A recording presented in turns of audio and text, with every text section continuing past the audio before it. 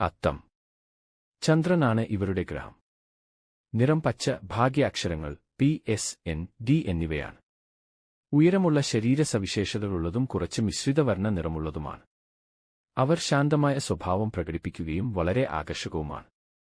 അവർ ലളിതമായ ജീവിതം നയിക്കുന്നു. ഈ ആളുകൾക്ക് തൊഴിൽ അല്ലെങ്കിൽ കുടുംബത്തിലായാലും ഇടയ്ക്കിടെ ഉയർച്ച താഴ്ചകളുള്ള ജീവിതമുണ്ട്.